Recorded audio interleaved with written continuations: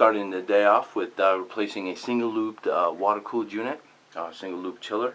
What we have here is the two shutoff valves, single loops coming in, running back, bypassed with a zone control, down back into a coil, using a secondary auxiliary for heat in case if there was some issue with the chiller. We have the drain pan under the coil here.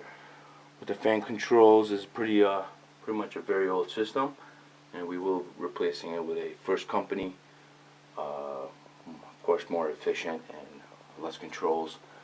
We have sensors that are starting to corrode and fall off, basically starting to rust. We have galvanized piercing valves that are ready to rust and corrode on the sides, ready to burst anytime soon. So we have already shut down the system and it's ready to be cut off, and we will come back with a finished product. Doing our removal of the molded the flex insulated pipe. We found a line kinked during the installation from the start. So once we remove the 3/8, we will be bringing it back to 1/2 inch into 3/4 lines instead of the 3/8 that is now here. 5/8 actually. The kink will reduce the water flow coming into our zone control. Of course, reduces the flow to the coil, and which is cutting down on efficiency on the unit. Also, we have a 120 volt thermostat installed with the system. We'll be replacing and reducing it down to 24 volts with relays and contactors at the unit itself. We are also cutting a bypass return grill into the wall here. They used a bypass through the door and would return air through the door and into the system, which the system had doors coming down covering it. It's more efficient to have the return dumped into the area removing air than to have it come through the door. We'd be using 24 volts, which is more efficient on energy use and electrical. So basically, this is what we have as clearance after removal of the old system.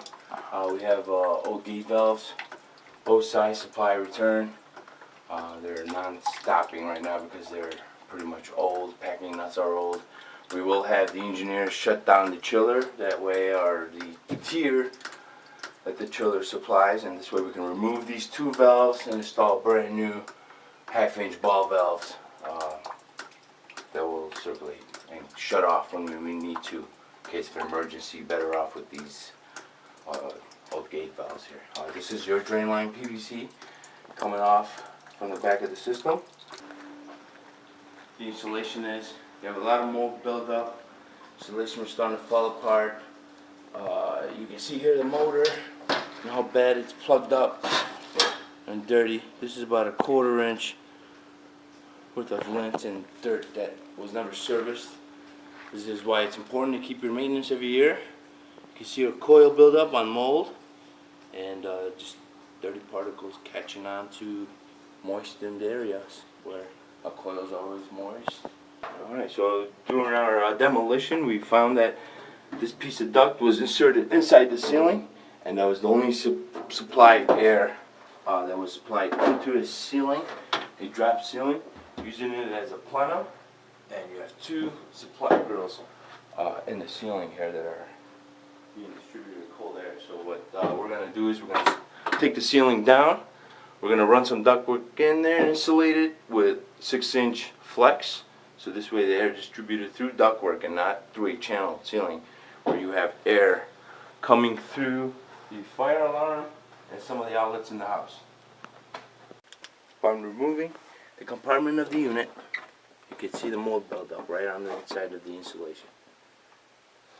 Now we're showing a feature on the squirrel cage and how it reduces airflow on the scoops of the vanes on the squirrel cage itself, on how much dirt it has collected, which does cut down CFMs. So what it basically comes down to, we have the new sheet metal duct that we have provided the ceiling with, which was a plenum ceiling before. Air would come in and register through the ceiling. And then we have the plenum with the flex insulation 7-inch round, and we have reduct basically the supplies and returns. They had no ductwork. Like I said, the ceiling was used as a plenum, and air would just circulate through the ceiling and out the registers, through the alarm system and the water sprinklers and everything else. Now we have the new system from what you saw before.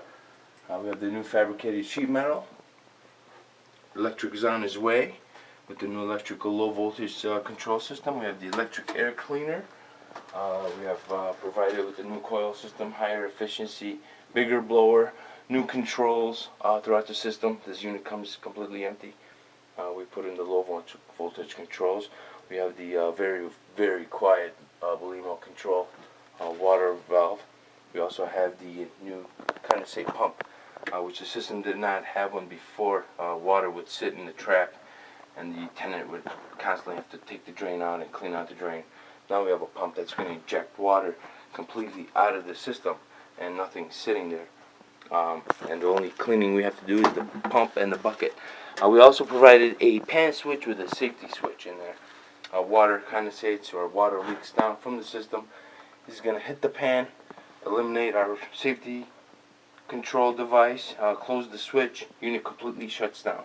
Doesn't allow water to circulate, and therefore the unit completely shuts down until a service technician is called out.